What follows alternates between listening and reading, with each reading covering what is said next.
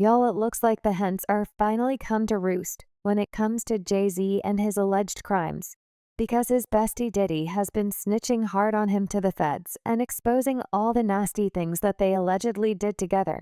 Now, everybody knew that Diddy was going to snitch, cause did y'all see the laundry list of charges that the feds had him with?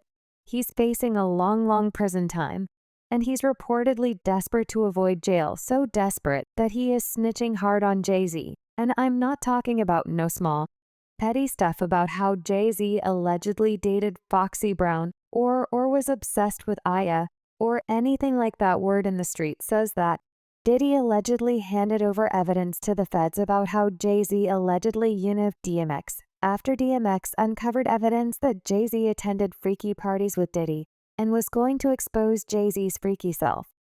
Well, the streets are saying that Jay-Z is panicking over this, and he looks like the feds are about to sweep down. It's wild. How did he spend all those years trying to convince us that he was a gangster? But the moment that the feds swept in, he started singing like a can. Allegedly he's singing so hard that he could probably give voice lessons to Adele at this point. Talk about rolling in a D. And from what we've learned, his connections are far more extensive than what we even realized. He pulled some of the most important and most prominent figures into the spotlight. People who always seem to maintain a spotless image, at least in the public view. Now looks like the truth is finally coming to the light, confirming the warnings that certain voices like DMX have been sounding out all along. DMX wasn't just another rapper either. He was a legend who spoke truth to power and wasn't afraid to call off the questionable practices within the music industry.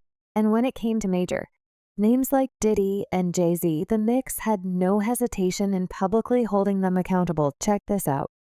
The industry wants it, dead or alive. New artists to sell their souls and where they survive. The industry don't give a fuck about you, but the industry could make a dime without you. There are reports that DMX had gathered evidence that could have exposed illegal activities, exploitation, and even ties to law enforcement. This wasn't merely about business disagreements. It involved life or death secrets. A rumor has it that DMX had a little patience for Diddy's business practices. He claimed that Diddy treated his artists like mere pawns, controlling their every move while profiting from their work. When DMX even alleged that Diddy was taking a cut of his artist earnings, pressuring them into those polished suits, and manipulating the creation of ghostwritten lyrics, it appeared that Diddy wasn't just producing tracks, he was orchestrating careers, and not in a positive manner. He made them jiggy and put them in suits and made them write lyrics for him and took all that publishing and raped them. Like, damn.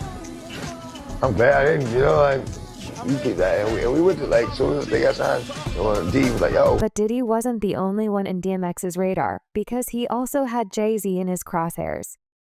By the time DMX began to rise, H was already a legendary figure, but the relationship was far from smooth.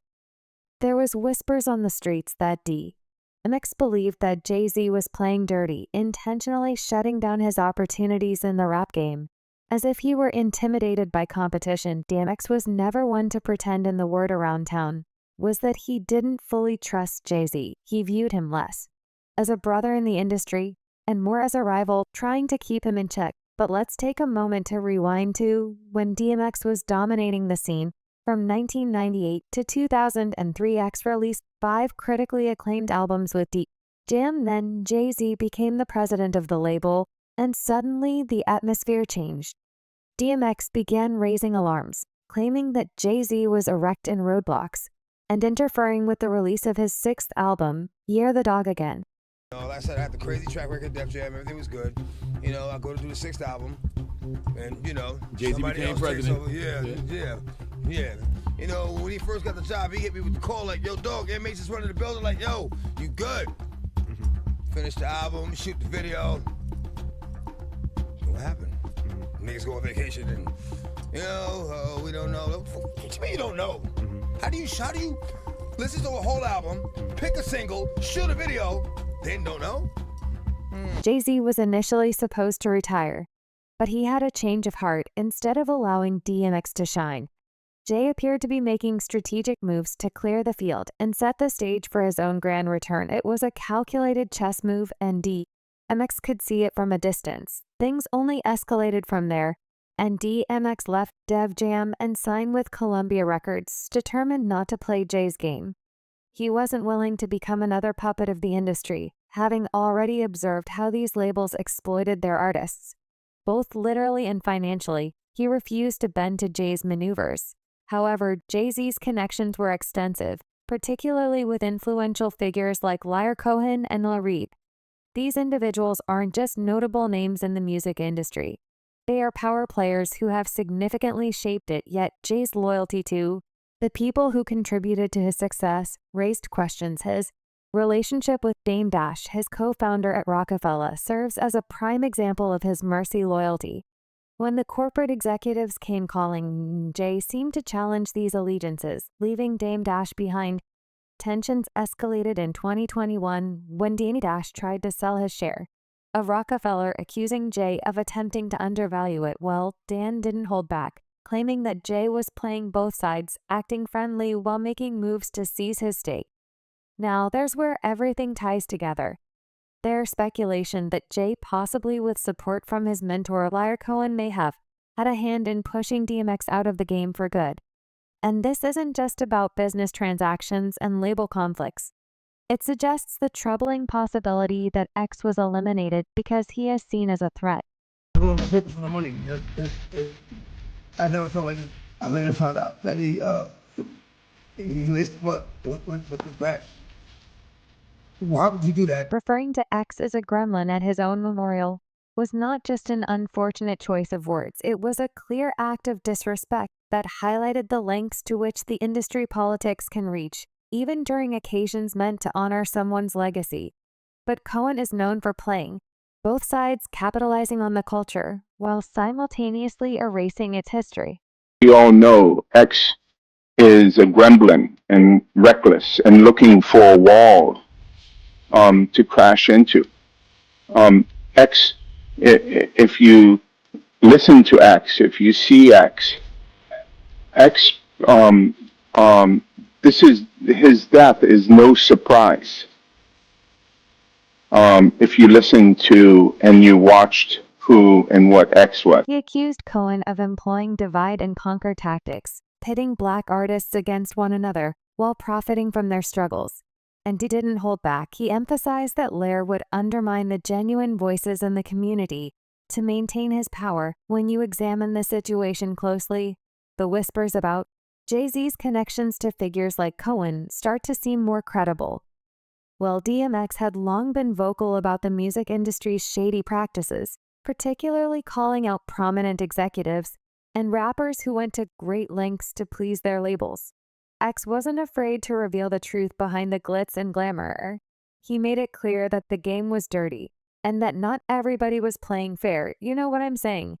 They sucking the record label executive dicks. And it's like there's too much of that going on, you know?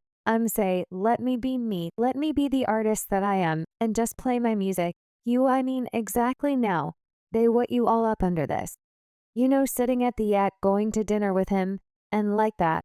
But was it merely a business rivalry, or was there a larger scheme to silence DMX and prevent him from sharing his truth? Well, Irv Gotti has since added even more fuel to the fire with his explosive allegations. He didn't just imply that Jay-Z was envious of DMX. He claimed that Jay-Z and Diddy were involved in framing him to the federal authorities. According to Gotti, they allegedly reported him to sabotage plans for an all-black-owned music distribution network, which posed a significant threat to the traditional music industry. And this wasn't just a petty feud, but an attempt to teach a major power move for black artists before it could gain any momentum. If these allegations hold any truth, it suggests that Jay and Diddy weren't the only ones operating in the shadows. Their mentors, including Cohen and Reed, may have been orchestrating events behind the scenes. But as for DMX, he always was outspoken about the industry's hypocrisy. When Jay-Z took over as president of DMX felt the change immediately, having released 5 chart-topping albums. He suddenly found himself in a complicated situation. Jay-Z, who had been a peer in The rap game now has a position of power, and X wasn't convinced that he had the best intentions for the artist. The crucial question was, what did DMX know? And why would someone want to silence him? There are claims that DMX possessed information that could expose the inner workings of the music industry.